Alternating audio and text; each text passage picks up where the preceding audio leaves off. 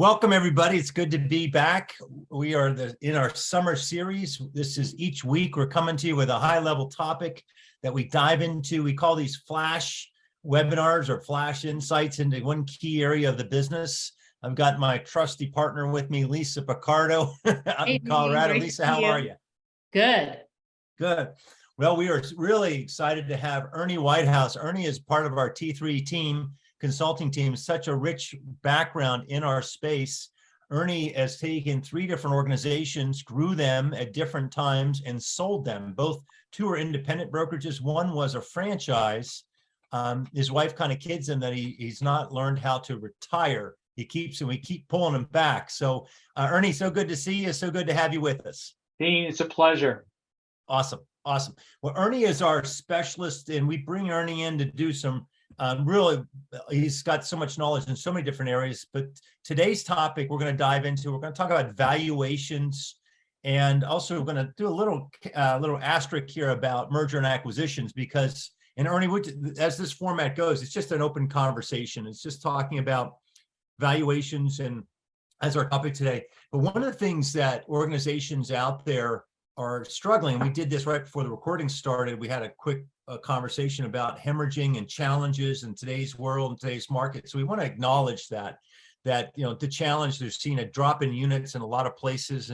And so one of the things, organizations having a sense of the value of your company, where it sits today, where do you want to go into the future, what that looks like, really starts from turning the lights on and understanding foundationally where your business is. But before going down that rabbit hole, give us some sense, Ernie, just on the topic, when we talk about valuations, what's some high level, so someone is watching this who runs a brokerage, an independent, or maybe a franchise, and they've been kind of moving along, and they're kind of thinking, you know what, I've not looked at my value. I don't know. I've heard of multiple before. I understand there's a multiple of 4 or something like that. If you can, what would be some high level insight you could give to somebody who's kind of out there as a broker, or a large team for that matter, who's thinking about what the organization might be worth? Thanks, Dean. Yes, there are really 3 primary methods of valuation that I've used over the years. And those 3 primary methods of valuation really depend on the size of the operation. So I'll try to tie those methods in by size of company, and to make it easy for everyone to grasp onto, we will talk about GCI, gross commission income, sort of to put this together. So the income method, which is really a multiple of earnings before interest, taxes, depreciation, amortization, EBITDA. We hear EBITDA all the time. It's a multiple of EBITDA. That typically is done with operations that are 3 million in GCI and higher. So if you've got a pretty sizable operation at 3 million and higher, we will probably use the income method. So it can be used for a national franchise operation. It can be used for independents. Typically in those operations, there's minimal tangible assets of high value. You're really talking about volume of GCI. The multiple is a market number, and that market number goes up and down with the markets. And it's also a risk assessment level. Oftentimes in operations of 3 million and up, you'll see ancillary income from mortgage, title, or insurance, property management. Those types of things will be included in those operations. Mm-hmm. The second method of valuation that we see is a company dollar or gross profit method of valuation.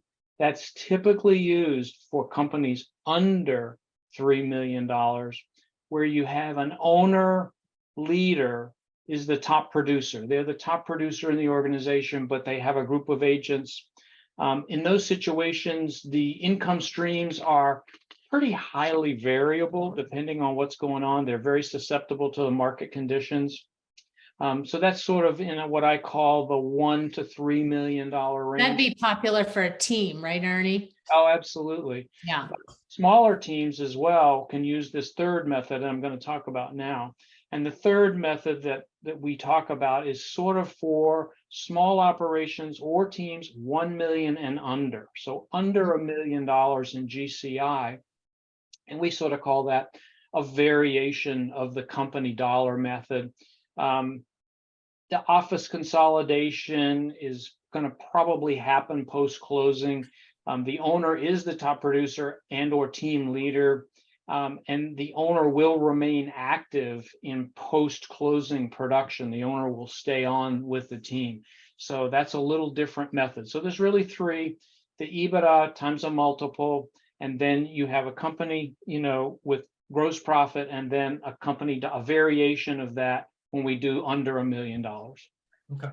So Ernie, so one of the things, and I know everybody always asks this, what's the multiple? The multiple is driven by so many different factors. It's a market-driven factor. It's a risk assessment factor. Are you buying a company that has a lot of risk associated with it, or are you buying a company that's very stable? And it also has a lot to do with economic conditions, interest rates. So the multiple will vary depending on market conditions. Great. And so one of the other things I just want to mention, you can use valuations if you're looking to acquire a company. We're working with a client right now that is looking to acquire a company and wants a valuation on the company they're going to acquire. And also we've had team members decide that they're going to dissolve as a team and need a current value on their partnership or team as well. Yes, absolutely. It's done in all of those situations. Yes. And what are some of the important factors, Ernie, that you think affect value? There's a long list, but let me try to narrow it down to some of the key ones for you. Consistency of financial results is really key. So over a period of 3-4 years, what do the financial results look like? Are they seesawing? Are they pretty consistent? That's important. The similarity of the two operating models between seller and buyer. When you're looking at making an acquisition or selling, what is the operating model of each company, and how well do we see a synergistic, blending of those?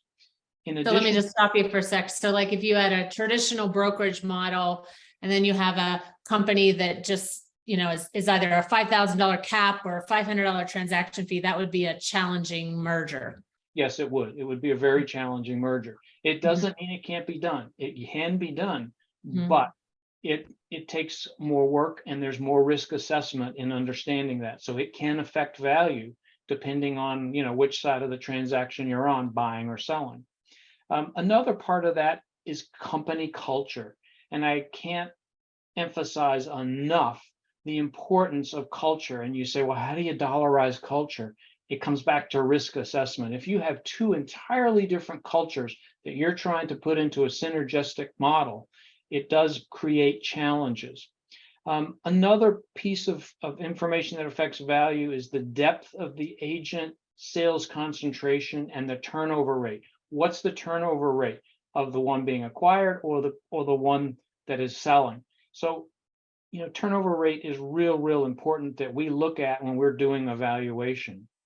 So that sort of flows right into my next point that I want to make, is that retention of key agents and retention of the seller and employees and managers and staff post-closing, can make a huge impact on value. You can value a company, but then all of a sudden when you look at, the manager's leaving, they're taking staff with them, the owner doesn't want to work any longer, all of those things then create risk, and then becomes a part of understanding how do you value it.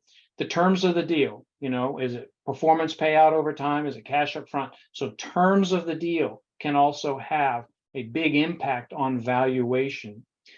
Whether a company is affiliated with a national franchise or some kind of other licensed operation, where it can in fact value because you have a contract there that needs to be dealt with.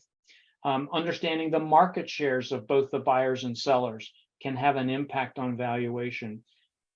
Obviously, taxes always come into play. So you may have a tax on one side, and the other acquisition is in a different tax strategy, and so it can impact value.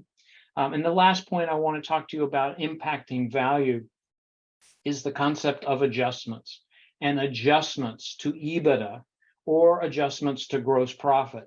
And it does make a huge difference. The adjustments and how they get laid out in an evaluation are extremely important. So discovering what the adjustments are, making the adjustments to the numbers.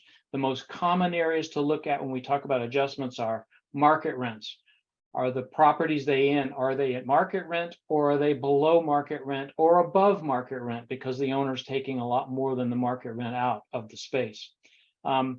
Owner manager compensation. So owner manager compensation always needs adjustment and looking at and bringing it back to market perspective. The last piece on adjustments, and there's always a long list, but these are the three major areas, is owner perks.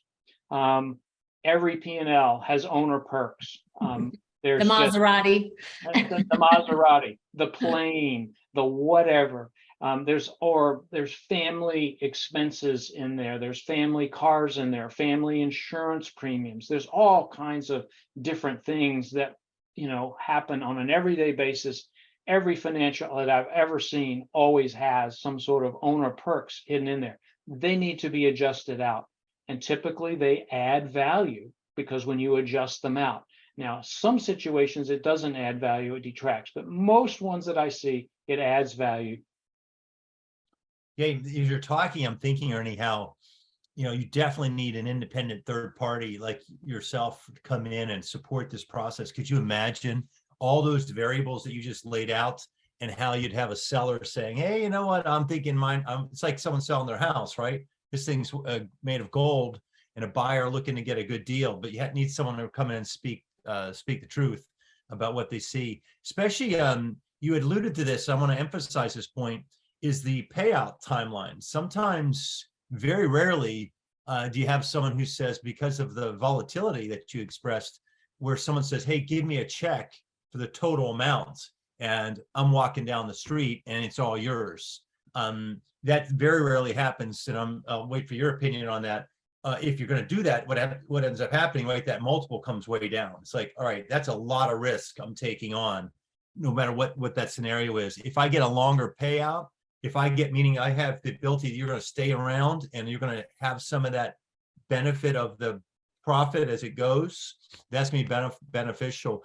One thing that we used to throw out, we used to create a ceiling and a floor. So we would price it and say, okay, in the 2, 3, 4 year payout that we're going to have, if this is what the payout is, but if the revenue goes down, it'll go down and your payout will go down a little bit, but there's a floor, it won't go past this, but there's also an increase. So if you actually help support the growth, and you could actually make more than what we have agreed to here. And so there was kind of a little flexibility there in that process, but it keeps someone more vested in the process. Performance payouts, Dean, are very common, and particularly in the environment we're in today, where there's a little uncertainty on the horizon. So the performance payouts are definitely, key, and they're a common element in valuation and in deal structure. It's one thing to put a value to something.